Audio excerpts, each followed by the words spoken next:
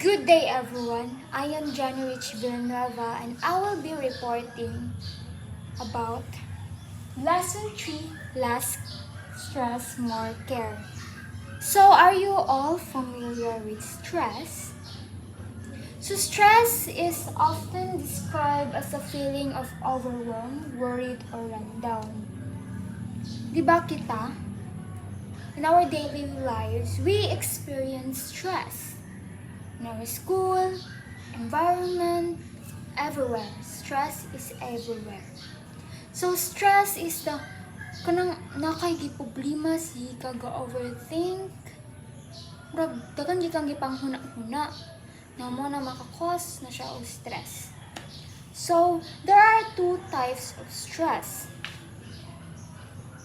First is eustress and distress.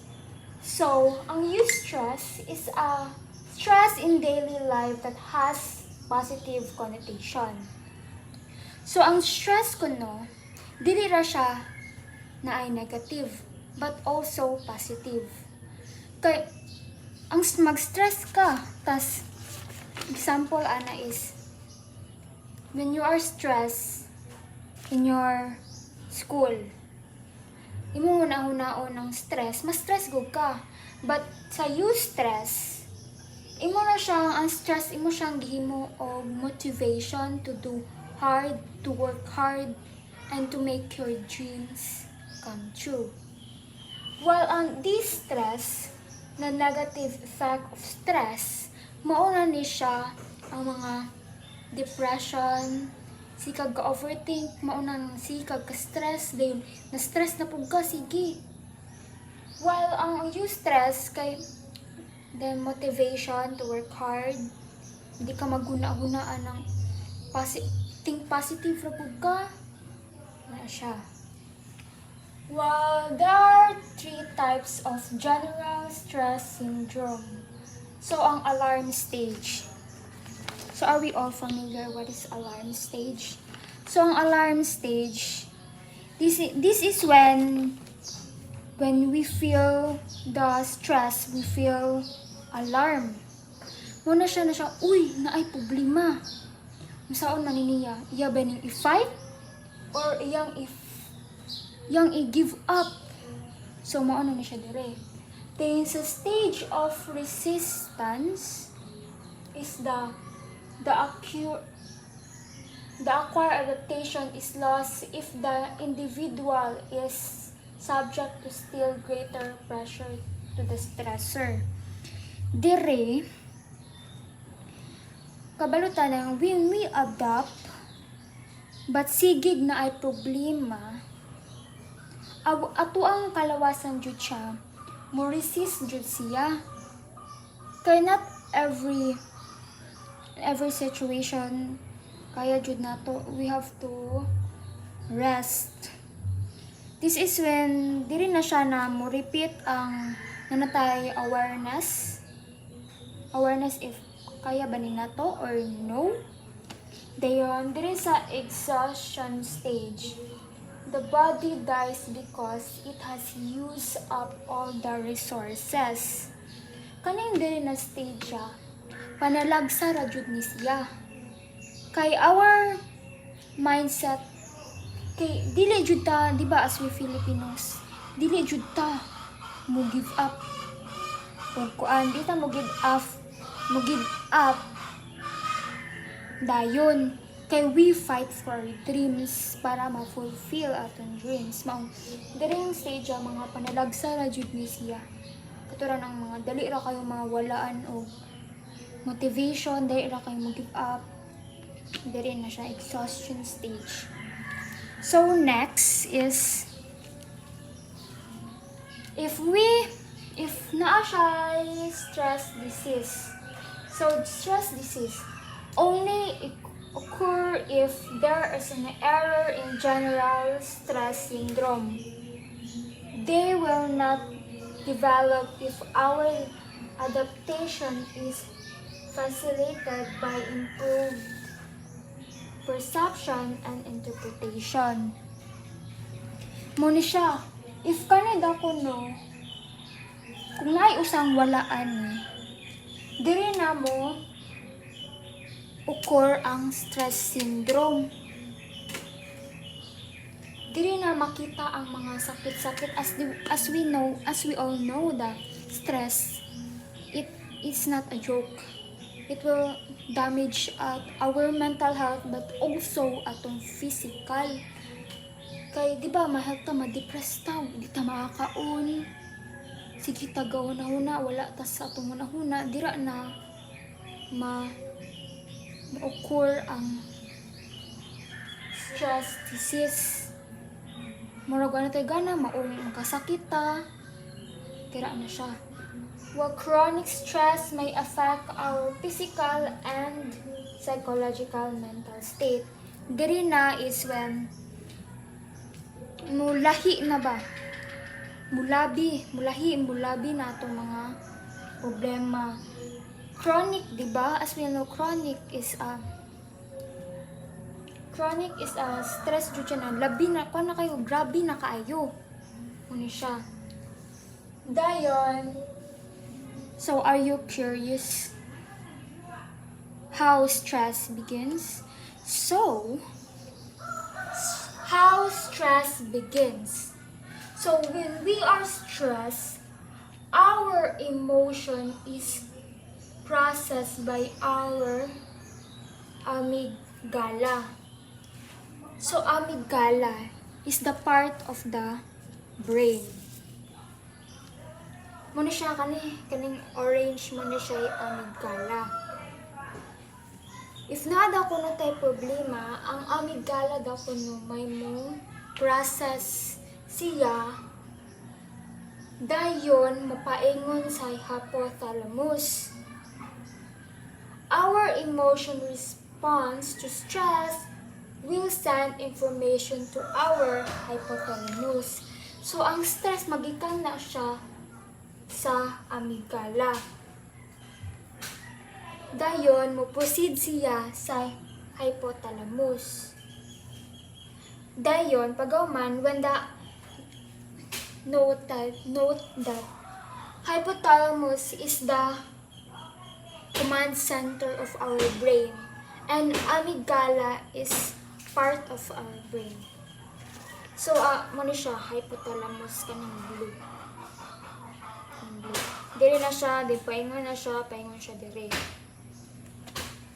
Dayon, if na kay problema, una na siya mo adto sa amygdala, dayon ma-aware ka na, dayon mo process na po siya paingon sa hypothalamus, maong nakabay na ka unsay mong buhaton anang problema ha. Na siya. Next is the parasympathetic nervous system. It is a rest and digest. This is the time when you decided to rest, stop, and observe information. And sympathetic nervous system is the gas pedal in the car. This is the time when you decide to keep on fighting or accelerating despite the situation. So, kaning sympathetic nervous system, this is when ang problema, diba? Dili na siya ang if kaya ba nimo. This is the tawag, decide to keep on fighting. Kung kaya ba nimo ng problema ha. Dayon, ang parasympathetic nervous system, it is diri siya, di ba nakay problema, diri na parasympathetic nervous system if di nakalaihan sa imong situation or problema, diri na mo stop baka or mo rest baka or mo observe for information baka. So, this is when stress na kanang kaya ba nimo or dili. So, next is the ways or techniques on how to counter chronic stress. First is relaxation. So, naka-experience ba mo ani? Para mawala ang stress, you need to have a relaxation response, also known as when para peaceful imong huna-huna, you will do like this yoga or madto ka sa tsadang view o di ba sa mga bukid-bukid or sa dagat para mawala-wala imong stress. You need to pagawas nimo ang mga bad energy. The next is the physical activity, just like running or doing biking or something, or running, di ba running, magawas imo ang singot, imong mga singot kanang pagkaman nimo gawas imong singot, mura kag ma-feel mo murag nawala na imong kuan, nawala na yung mga problema, murag nagawsan na ka og toxin sa kalawasan na dayon ma-feel mo siya fresh kay mo imong lawas, imong utok kay napagawas nimo imong toxin o singot. The next is, of course, social support. Kita ma-stress ta, dapat dili na to siya tigumon ra. We have to share it, atong i-share atong mga problema sa atong friends, families, para pod matabangan ta nila, and also matagaan ta nila og advice kung unsaon ma-deal anang problema ha. And those are ways and techniques in how to counter stress. And that's all. I hope you understand. Let's proceed to our next reporter. Good day everyone. Good day ma'am. I am Nathan Jake V. Moradas. Today I will be discussing about coping strategy and cultural differences. So first is emotion-focused coping. Managing emotions rather than solving the problem benefits Asian Americans and Asian Canadians, helping them deal with family conflicts and racial discrimination. So ang gipasabot ay aning emotion-focused coping is ilang giunaw atiman ang ilang emotion kaysa pagsolbad sa problema. Ang example ani is ang estudyante, like gi-discriminate siya sa iyang mga amigo or classmate. Ang iyang buhaton na imbes iyang solbaron, ang iyang himuon kay iyang ihilak or magsulat siya sa diary para mabawasan ang iyang kasakit. So the second one is problem-focused coping. Actively addressing the issue is effective for Asian Americans and Asian Canadians in handling gender role conflicts, racial discrimination, and adjusting to new culture. So example ani is like ang Pilipino estudyante moadto like sa ubang bansa. Ang unang himuon niya na is moapay siya mga orientation class para makaton siya sa mga local nga mga bulaton nila dito sa gawas para pud niya para maka-adjust siya dayon sa mga unsay mga dapat pambuhaton dito. So next one is cultural differences in coping. African American caregivers experience more stress when using emotion-focused coping. Hispanic American students face increased stress with problem-focused coping in family conflicts. Ang example na is like American students kay mas makasinaw siya og stress kung pugson siya o pagsulbad anang kuan like family problems siya ra usa kay langan di ka mas stress ikaw ra pasulbadon. So the next one is collective coping. Kaning collective coping is katong pare-pareha ra ni siya I mean di siya pareha pero like opposite siya sa cultural differences in coping. So Collective coping, a method used by Asians, African Americans, and Latino Americans where stress is managed through family and community support rather than facing problems alone. Diba katong sa pikas kay ang kuan pasabot nila kay mag-face ra ang kuan ang tao sa mga problems nga siya ra usa. So, diri sa collective coping, naay mutabang nimo para mas sayo ng atubangon ang stress. Next is challenges in coping research. First is variations in definitions. Studies define and measure coping differently, making comparisons difficult. So, ang pasabot ani is lahi-lahi ang interpretation sa pag-coping sa mga pagtuon. Example, sa usa ka pagtuon is ang pag-ampo giisip nga emotional coping. Sa lain, giila kini nga collective coping. So next is context matters. How effective a coping strategy is depends on factors like stress intensity, control perception, and cultural values.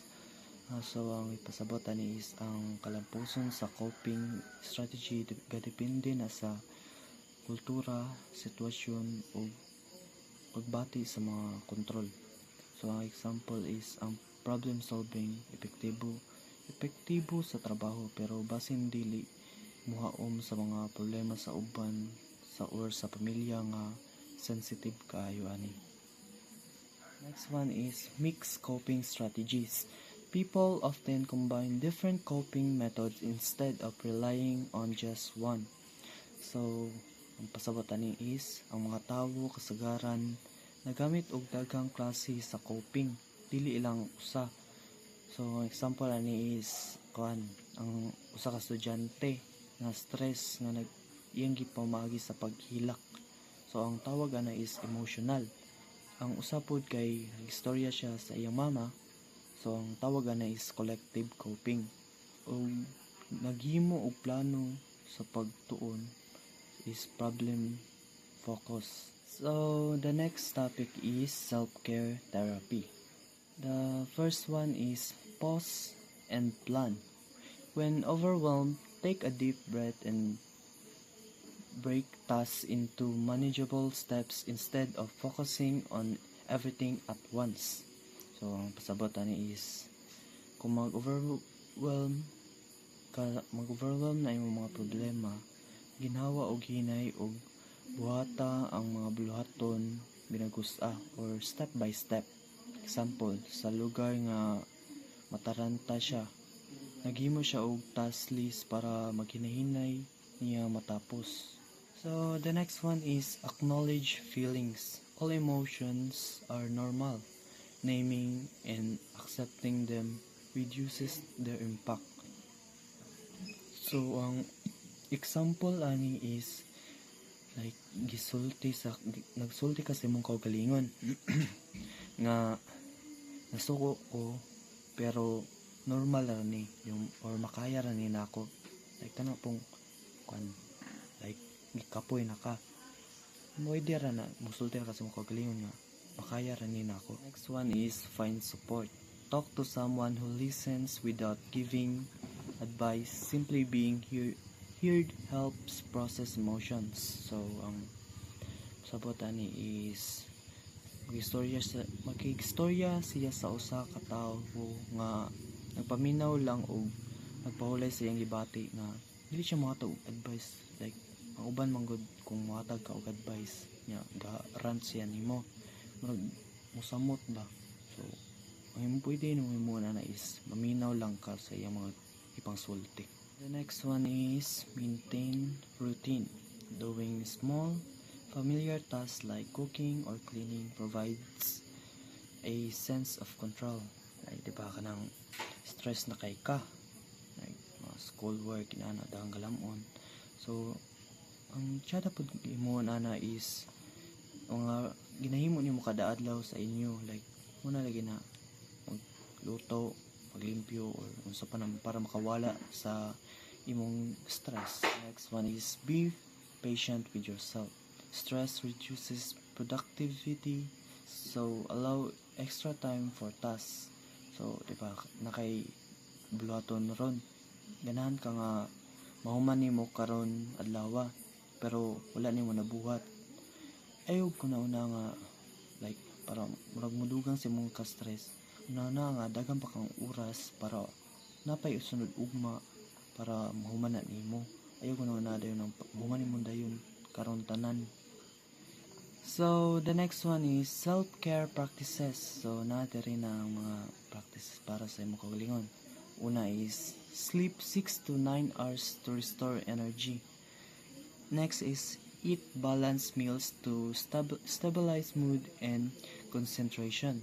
Next is accept what you cannot change and focus on what you can. Sure. So the next is create a relaxing space with music or nature sounds. Next is use meditation or guided relaxation to calm the mind. So mao ni siya ang mga mga sulundon para sa imong kaugalingon para mabawasan imong stress. Next topic is self-compassion therapy. So, what is self-compassion therapy? Self-compassion therapy is like being kind to yourself instead of being self-critical. Example, instead of saying I'm a failure, a person says I made a mistake and that's okay. So, mao na pasabot sa self-compassion therapy. So, why self-compassion matters? So, natin rin ako reduces anxiety and depression. Self-criticism is a major cause of emotional distress, and self-compassion helps ease it. Encourages motivation. Unlike perfectionism, self-compassion allows people to strive for goals without fear or failure. So, ang funny is why self-compassion matters. So, it reduces anxiety, nakabutang dara, anxiety and depression, improves emotional well-being, and builds healthy motivations. Example, ana is a student fails a test, but encourages themselves to try again instead of quitting. So, why not try again instead of ikon sa imong kagalingon nga dili na ako kaya, mundang ako. Why not ingon mo try ko usog kay ang failure munay makuhinungdan para mo makakaton ka. So the next one in why self-compassion matters. First is promotes emotional well-being, and the next one is different from self-esteem. So self-compassion is about accepting yourself without comparing to others. Then, self-esteem depends on success and superiority. Example hana is a dancer feels proud not because they're the best but because they are enjoying what are they doing, and treat themselves kindly even after mistakes. Ang sa self-esteem ang good is kuan competitive siya, yung wala dili niya gi-enjoy yung kuan iyang gibuhat, ang goal ra niya is madaog. So one is self-compassion practices. Use supportive phrases during difficult moments like this is a moment of suffering. Suffering is a part of life. May I be kind to myself. So like ang example na ko is this is a moment of suffering, may I be kind to my life. Write a letter to yourself from a friend's perspective, offering support and encouragement. Conclusion, to effectively handle stress, it's important to take care of yourself and treat yourself with kindness. Practicing self-care and self-compassion leads to better emotional resilience, helping an individual face life's challenges with greater ease. So, combining self-care and self-compassion helps people manage stress effectively, taking care of your physical and emotional needs. and being kind to yourself during hard times leads to a greater resilience and well-being. So that would be all. Thank you.